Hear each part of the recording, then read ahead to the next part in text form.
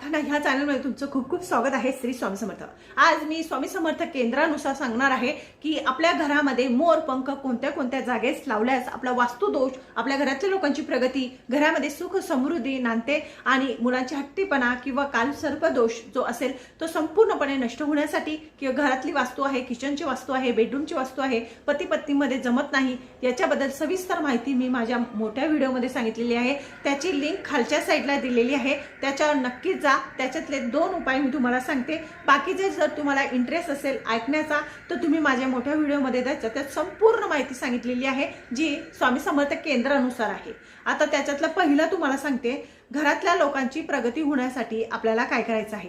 घरातल्या लोकांची प्रगती होण्यासाठी आग्नेय दिशेमध्ये 2 मोरपंख आणि पांढऱ्या कलरची कवडी घेऊन लाल कलरच्या धाग्यामध्ये बांधून आपल्याला ते आपला जो किचन असतो किचनच्या आग्नेय दिशेमध्ये ते लावून द्यायचं आहे. अशाने घरातले येणाऱ्या संकटांचा नाश होतो, घरामध्ये सुख समृद्धी नांदते, घरातल्या लोकांची प्रगती होते आणि धनसंपदा आपल्या घरामध्ये वाढत असते. आता दुसरं तुम्हाला सांगते की ज्यांना कालसर्प दोष आहे, भरपूर प्रमाणात कालसर्प दोषाचा त्रास जर तुम्हाला होत असेल, पत्रिकेत दाखवल्याप्रमाणे तुम्ही पूजा पण केलेली असेल आणि तरी सुद्धा तुम्हाला जर त्रास होत असेल तर स्वामी समर्थ केंद्रानुसार हा सुद्धा उपाय तुम्ही करून बघा. काय करायचं, 7 मोरपंख घ्यायचे. 7 मोरपंख घेऊन आपण ज्या उशीवर झोपतो त्या उशी खाली ते ठेवायचे आहे, म्हणजे उशीमध्ये घालायचे 7 मोरपंख. त्या उशीवर डोकं ठेवून झोपायचं 7 दिवसापर्यंत.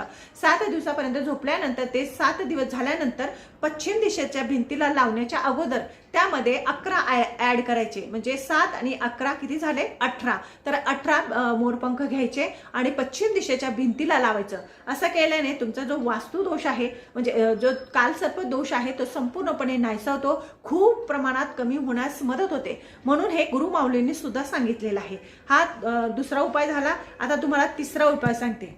प्रवेशद्वाराचं सांगते. आपला जो प्रवेशद्वार असतो, कोणाचा दक्षिण दिशेकडे असेल, कोणाचा म्हणजे नको त्या ठिकाणी जर तुमचा प्रवेशद्वार असेल, तो वास्तुशास्त्राप्रमाणे तो योग्य नसेल, तर आपल्याला काय करायचं आहे, 1 मोरपंख तुमच्या घराच्या आतमधून लावायचा आहे.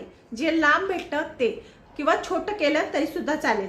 तर ते घराच्या आतमधून 1 लावायचं आहे आणि घराच्या बाहेरून 1 लावायचं आहे. असं केल्याने जो तुमचा वास्तुदोष आहे घरातला किंवा मेन डोरचा, तो समाप्त होतो आणि वास्तुदोष संपूर्णपणे नष्ट होतो. कारण की मोरपंख गोकुळ जे धाम आहे त्या ठिकाणी वृंदावनमध्ये ज्या घरांमध्ये मोरपंख लावलं जातं त्या घरामध्ये वास्तुदोष राहत नाही, पितृदोष राहत नाही, घरामध्ये सुख समृद्धी नांदते.